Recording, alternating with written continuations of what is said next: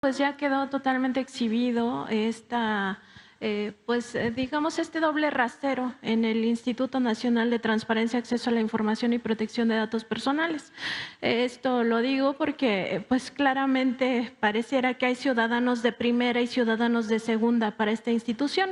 En el caso del periódico New York Times y su corresponsal extranjera en México, pues abrió de oficio una carpeta de investigación en su contra, presidente, pero no dijo nada este Instituto Nacional de Transparencia acerca de la violación a derechos humanos que sufrimos todos los mexicanos y mexicanas, pues por los montajes, por esta desinformación. Hay que recordar que el INAI es la institución garante del artículo 6º constitucional que tutela precisamente el derecho humano a la información y que el derecho humano a la información además se considera un derecho llave, es decir, que nos permite acceder a otros derechos humanos porque con información se exige y se ejercen los otros derechos humanos. Entonces, la desinformación es una violación al derecho humano a saber. En ese sentido, presidente, también hay otro caso no menor en el cual ciudadanos, también periodistas e incluso políticos, pues fueron exhibidos sus teléfonos sin su consentimiento en redes sociales. En estos casos, el INAI dijo que ahí no aplicaba la investigación de oficio, ¿no? Porque según ellos tenían las personas que ir a denunciarlo para ver si procedía el caso. Entonces queda demostrado pues esta discriminación, racismo, clasismo, ¿no? Porque en el caso de la periodista extranjera, ahí sí de oficio, contra usted nuevamente, no es la primera vez, y en el caso del resto de los mexicanos, pues ahí no se aplica sus facultades ni sus obligaciones, porque hay que recordar que esta es una institución pública. Entonces, más allá de preguntarle sobre este doble rasero, presidente, también preguntarle por esta intención de hacernos creer que estos son los contrapesos que necesita la democracia y que sin esos contrapesos, que en realidad son instituciones capturadas por intereses específicos, en el caso de los ciudadanos políticos y periodistas, pues había cuentas relacionadas con el expresidente Felipe Calderón y también Guacamaya Leaks, que todos sabemos para quién hace campaña, una campaña política, no lo voy a decir aquí por las condiciones electorales, pero en ese sentido también preguntarle por esta idea que están pues alimentando de los llamados contrapesos, y así le llaman a la Suprema Corte, a la COFESE, al INAI, etcétera, presidente.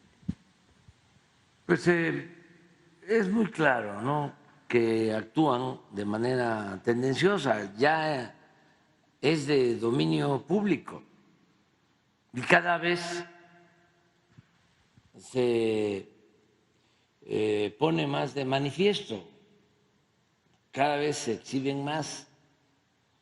Ya hemos hablado de que todo este andamiaje lo crearon para proteger los intereses de una minoría. Es como si están en una mesa, porque es mafioso todo. Tolstoy decía que un Estado que no procura la justicia no es más que una banda de malhechores. Imagínense a alguien o un grupo de personas que esté en una mesa jugando póker.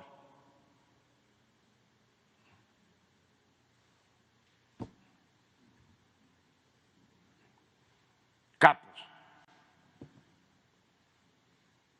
no solo del crimen organizado, sino de la delincuencia de cuello blanco. Y hay unos sicarios ahí.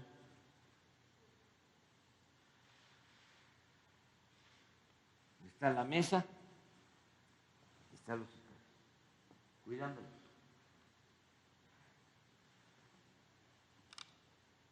Casi se puede percibir el mensaje, déjenlos trabajar. Pues así era, en sentido figurado. Vamos a blindarnos, vamos a crear una estructura para que podamos robar sin ningún problema, que nos dejen trabajar y que esa estructura nos proteja. Es un Estado mafioso.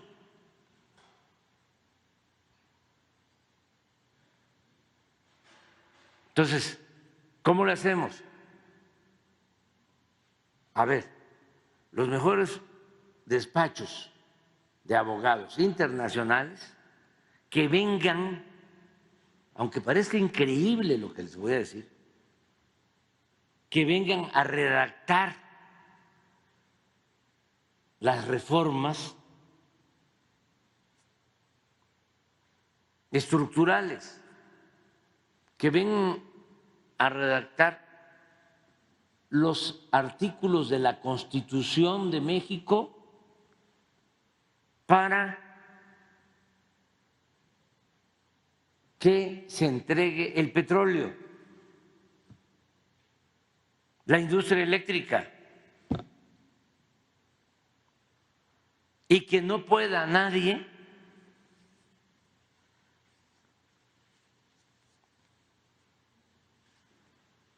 dar marcha atrás a esas reformas,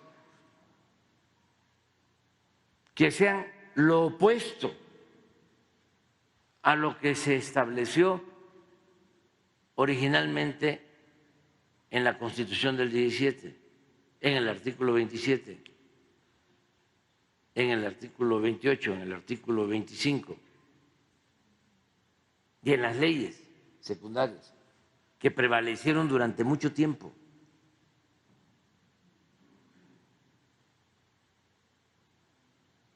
Acuérdense que después de que se logra establecer en el artículo 27 que el petróleo y los recursos naturales son propiedad de la nación, hay una protesta fuertísima en ese entonces del gobierno de Estados Unidos y de los ingleses, porque las compañías petroleras extranjeras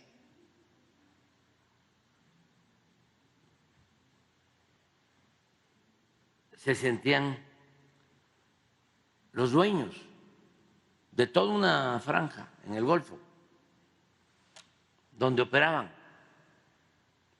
compraban la tierra, grandes extensiones de terrenos, y existía la mentalidad, o querían establecer el principio o el criterio de que como en Estados Unidos el dueño de la tierra era el dueño del subsuelo. Entonces, Tampico, San Luis Potosí, recordemos que en 1901 se descubre se perfora el primer pozo petrolero en Ébano, San Luis Potosí. Pero ahí estaba lo que se llamaba la Franja de Oro, y ahí estaban todas las compañías petroleras extranjeras, todo el Golfo.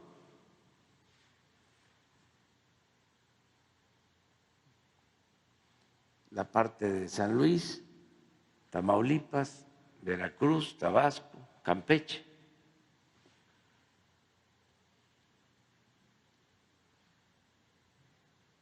Entonces, ¿qué hacen nuestros constituyentes del 17?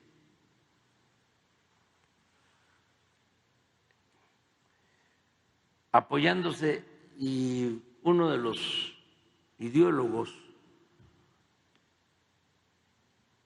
de esta decisión fue Andrés Molina Enríquez, un intelectual revolucionario que va analizando una fórmula de cómo resolver esto, si el dueño de la tierra era el dueño del subsuelo. Como durante la colonia el subsuelo era del rey,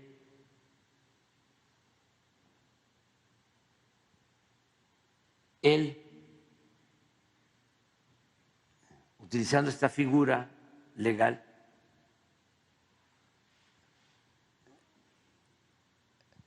modifica, cambia el poder del monarca, del rey, por la nación.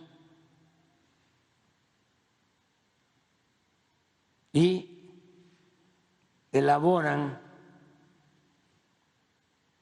este nuevo criterio de que todo lo que hay en el subsuelo de México, el petróleo, todo, los minerales, son propiedad de la nación. Pero eso no estaba en las leyes. Son de las cosas muy buenas del presidente Carranza. Entonces, no se esperaban. En Querétaro había muchos agentes, como hay ahora, no, ahora hay más. Le voy a poner una manta por aquí cerca. Maneje con cuidado, no vaya a atropellar a un agente.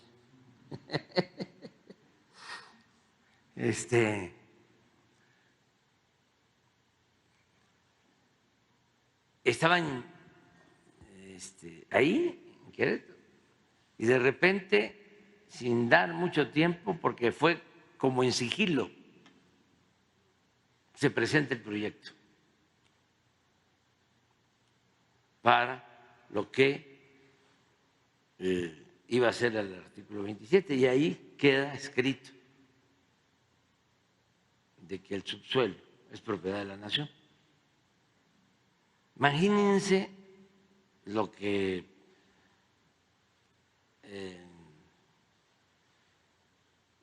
piensan y la molestia y los telegramas del gobierno de Estados Unidos hacia México. Pero ya había quedado aprobado. Pero era tan fuerte, tan fuerte, tan fuerte, tan fuerte la presión que nunca se había podido hacer la ley reglamentaria del 27.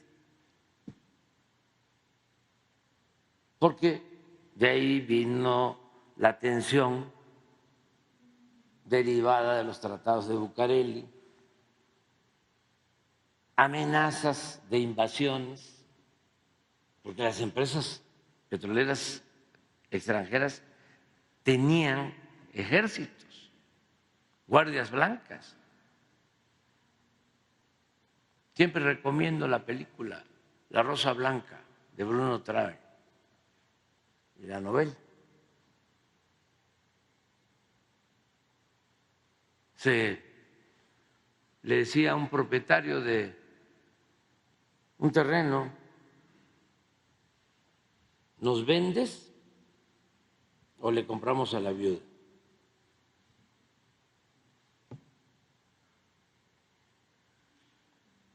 Y eran los dueños. Se hablaba incluso de que querían crear la República del Golfo.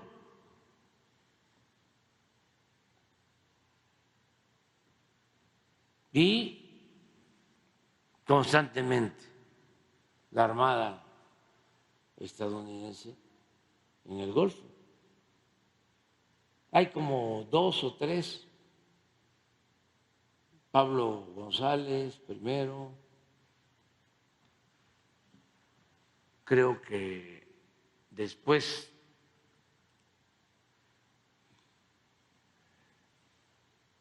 el que era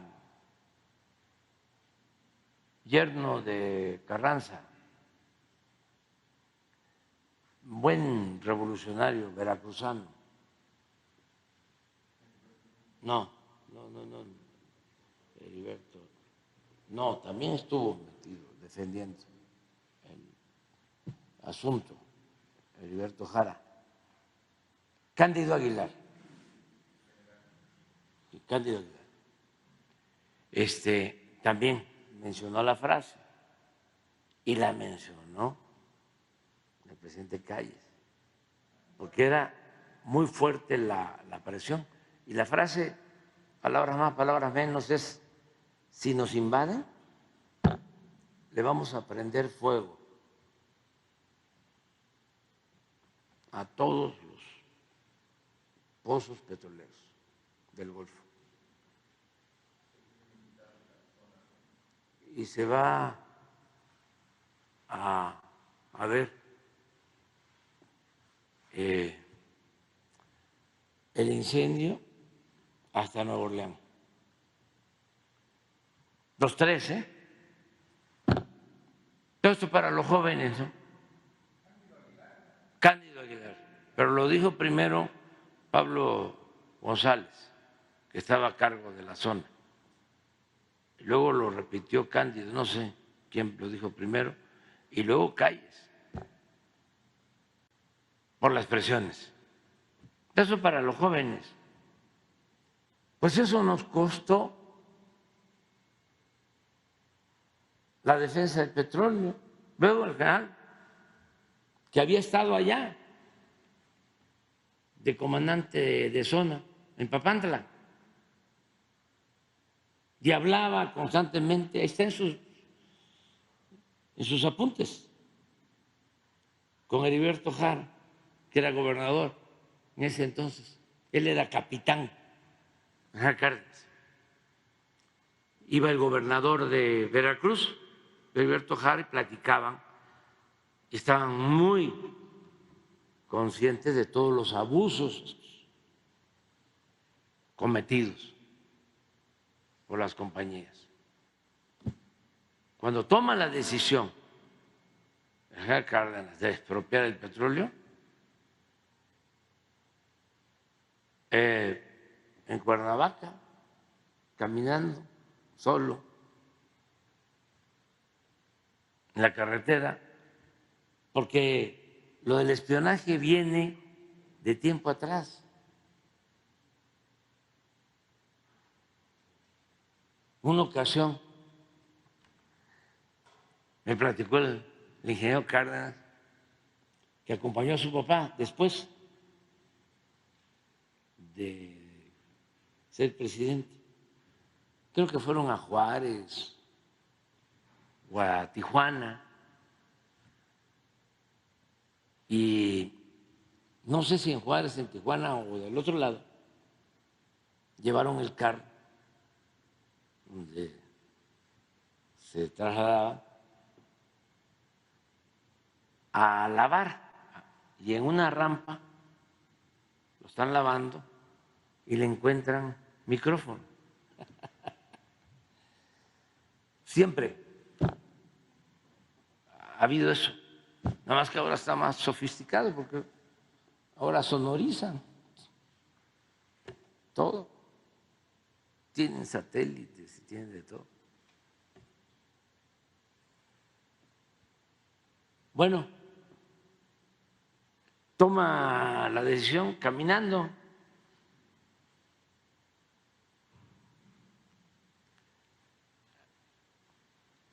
A mí me tocó tratar asuntos con Gutiérrez Barrios cuando estábamos en la oposición. Me llamaba mucho la atención que tenía una fuente porque se pensaba en aquel entonces de que el agua, ¿no?, interfería y distorsionaba el sonido. Lo otro es que ponían radio, música, y en Gobernación, para hablar por teléfono, no sé si todavía se mantenga, deberían de mantenerlo eso, así como están los sótanos, invitar a la gente a que vaya, a los jóvenes. Tenían unas casetas, se metían y era una caseta blindada para hablar por teléfono. Bueno, pero regresando, cuando el general Expropia recuerda en sus apuntes esas visitas y esas pláticas con el gobernador de Veracruz, con Heriberto Jara. Entonces, todo esto lo lleva a tomar la decisión. Cuando platica en Cuernavaca, también en vísperas del 18 de marzo del 38, con el general Mújica, que era su paisano, su amigo, su maestro, lo quería mucho el general, se querían mucho. Ahí hacen el análisis de que como ya se veía venir la Segunda Guerra Mundial, que iba a ser muy difícil que Estados Unidos nos invadiera. Además, siempre lo he dicho, el presidente de Estados Unidos era Franklin Delano Roosevelt, lo mejor que ha habido. Lincoln, republicano, y Roosevelt, demócrata.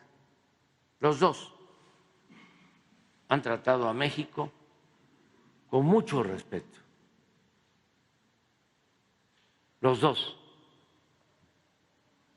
Lincoln defendió a México cuando la invasión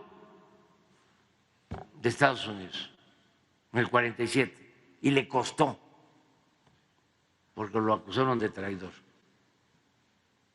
Luego llega a la presidencia, apoya al presidente Juárez, nunca reconoce a Maximiliano y permite que Juárez esté 2 años en Chihuahua y 1 año en Paso del Norte, y se protege a la familia con todo el sufrimiento porque fallecieron hijos del presidente Juárez, pero se protege en Estados Unidos. Eso es Lincoln, por eso se decía, habrán muchos Abranes, pero como Abraham no habrán.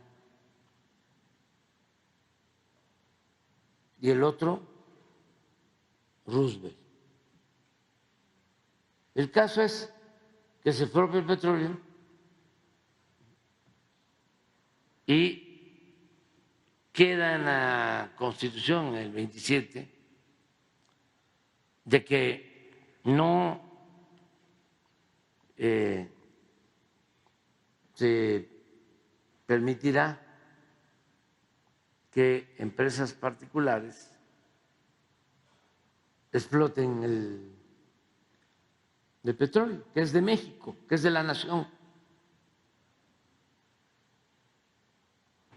Y solo se le agrega mediante contrato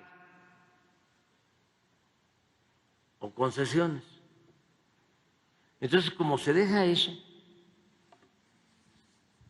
después del general Cárdenas, se dan unos contratos para la explotación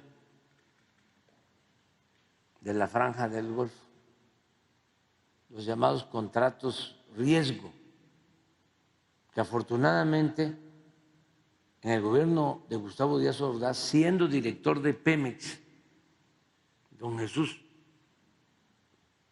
Reyes Heroles, se cancelan y de suerte 2, 3 años después de cancelados los contratos, porque toda la franja estaba entregada por esos contratos. Entonces se cancelan los contratos riesgo y poco después se descubre Cantarell, este gran yacimiento.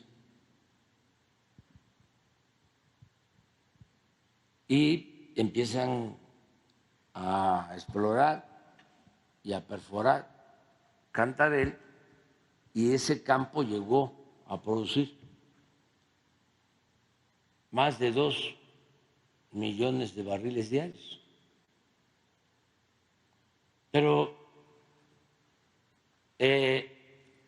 don Adolfo Ruiz Cortines modifica el 27 y le quita que no se van a dar concesiones. Y Adolfo López Mateos le quita el 27, le pone, creo que 12 palabras. Y queda el 27. No se entregarán en materia de petróleo ni concesiones ni contratos. Vienen estos neoliberales, corruptos, entreguistas, ya no puedo decir más, y hacen la reforma.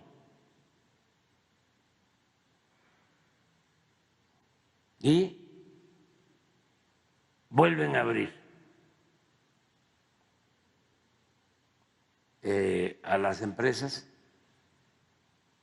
la explotación del petróleo y hacen lo mismo con la Comisión Federal de Electricidad, que hasta ahora estamos recuperando la soberanía energética en materia de electricidad, porque compramos 13 plantas de Iberdrola y de producir 39% de la energía, que era lo que producía la Comisión Federal de Electricidad, ahora ya, hoy estamos produciendo 54%. Y con las plantas nuevas que vamos a terminar en estos meses, antes de que yo termine, ya vamos a estar arriba del 60%. Dejamos recuperada la industria eléctrica nacional. Y lo mismo Pemex. Rescate de la soberanía nacional. Entonces, como modificaron la Constitución, ya lo hemos hablado, para proteger a los intereses particulares y trajeron incluso a abogados de despachos de las empresas para redactar las reformas llamadas estructurales. Una cosa vergonzosa, completamente.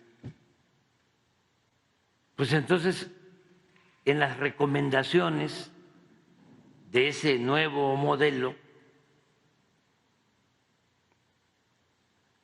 incluyeron la creación de todos estos organismos supuestamente independientes, autónomos, pero era constituir un gobierno paralelo, una dualidad de poderes.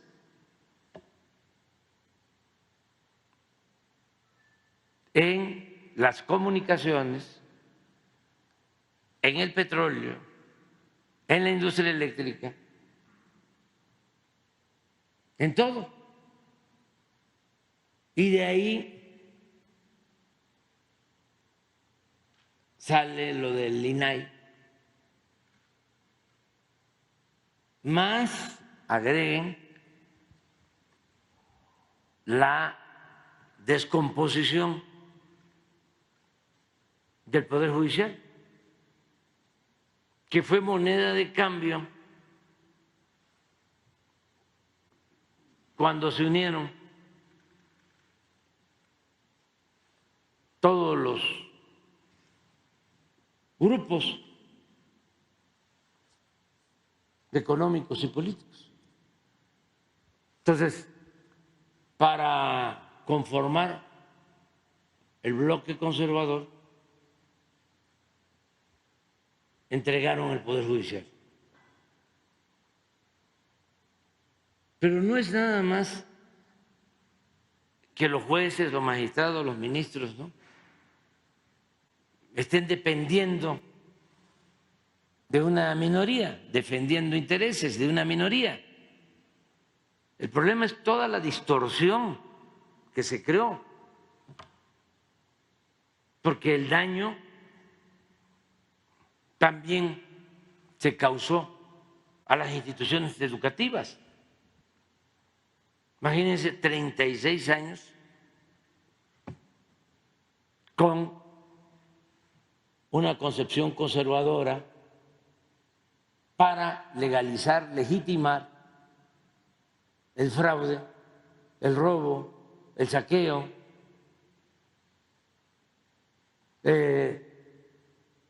planteando de que había que diluir al Estado, que todo había que dejarlo al mercado. Todos esos sofismas, que si llovía fuerte arriba, goteaba abajo, que si aumentabas el salario, se incrementaba la inflación, que había que acabar con los estímulos, los apoyos al campo, porque en un mundo globalizado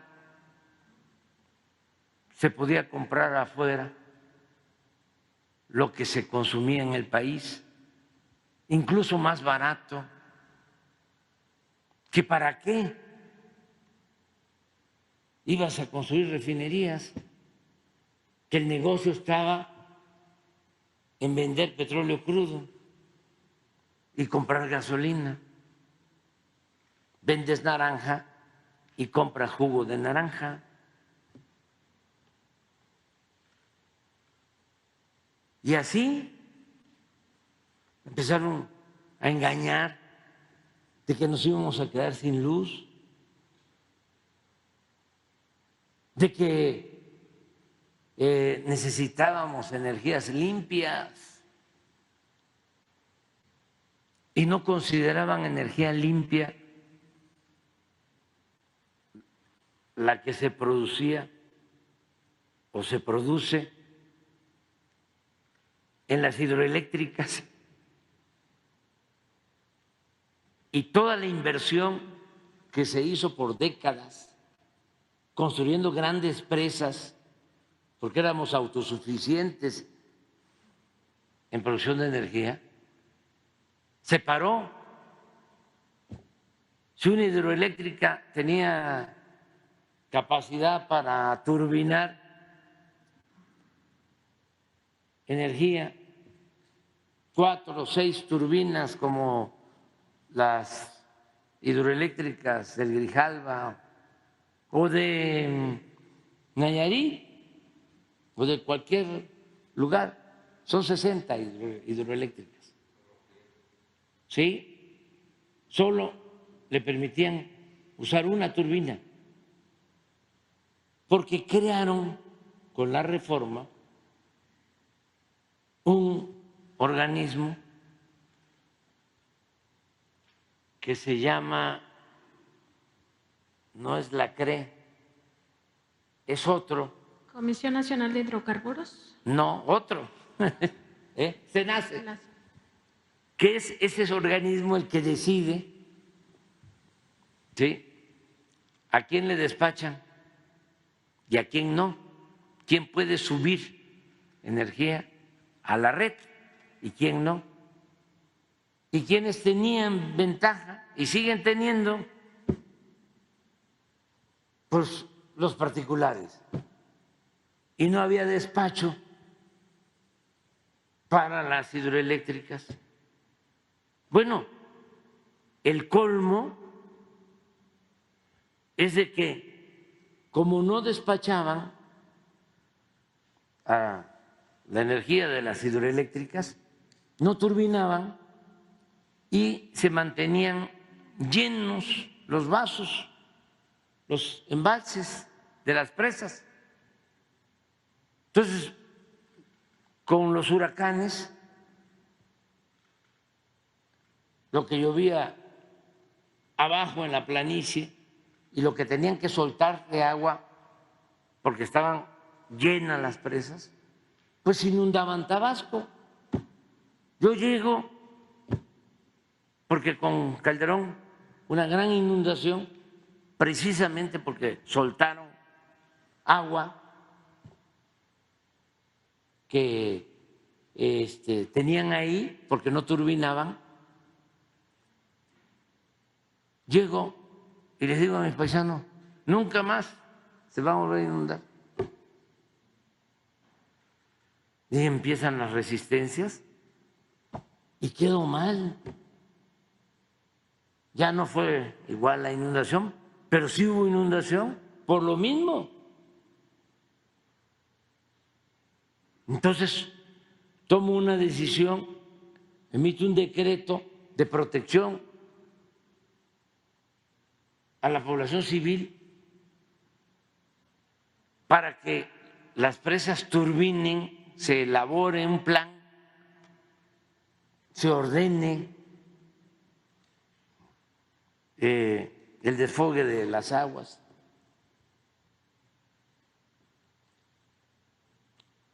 Y empiezan a turbinar más, se incrementa, lo puedo probar eso,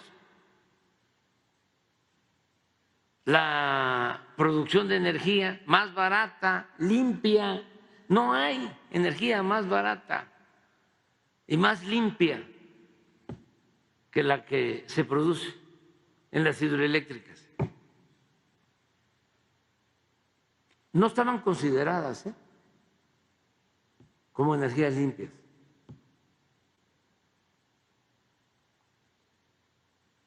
Por el decreto empieza a incrementarse la producción y bajamos los niveles de las presas. Tardó 6 meses y una empresa extranjera, creo que italiana, interpone un amparo y se lo otorgan los jueces nuestros y paran, desconocen mi decreto. Y de ahí viene que planteamos, porque ya era mucho, vamos entonces a reformar la ley eléctrica. Se presenta la reforma, se aprueba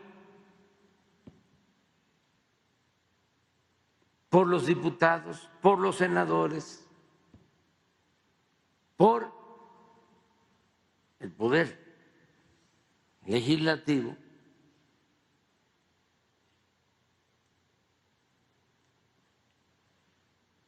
presentan los del bloque conservador, porque hay los lobistas, los que defienden a estas empresas particulares, por lo mismo, presentan un recurso de inconstitucionalidad en la Corte y 2 ministros cancelan la ley.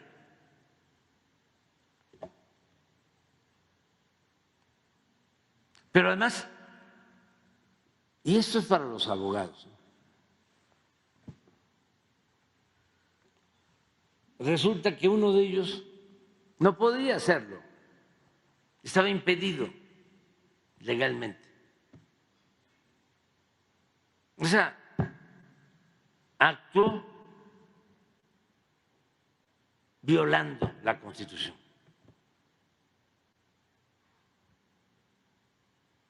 Violando las leyes. O sea, cayó en la esfera del derecho penal. Puede ser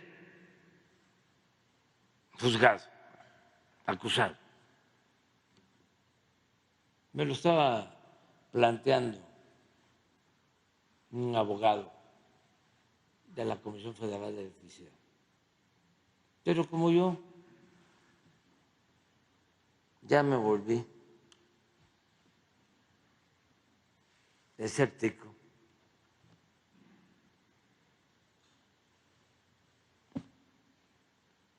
ya le dije, bueno, pues vean qué hacen, pero no se estén haciendo ilusiones, porque eso ya está podrido.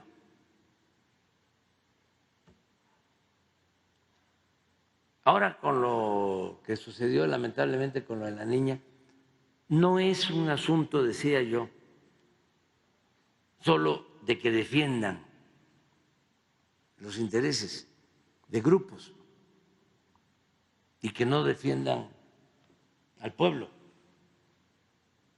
No, es un asunto más complejo que tiene que ver con la abogacía. Por eso no le queda lo de Suprema Corte de Justicia, porque no es de justicia. Si acaso de derecho, y por lo general de chueco, pero justicia no, porque llegan hasta, en el mejor de los casos, hasta el derecho. Y ahí es donde empiezan, ¿no?, con las interpretaciones. Es que no hicieron bien la averiguación, no es el domicilio, no es la hora, no es el nombre de la persona, no esto, no lo otro, cosas de lo más aberrante. Y entonces se agarran de eso de manera leguleya para cometer sus fechorías. Entonces, ¿cómo resolvemos esto? Pues solo con democracia, más democracia, método democrático. Pero yo creo que esto sí lo puedo decir, ¿no? Nada más hasta ahí me quedo.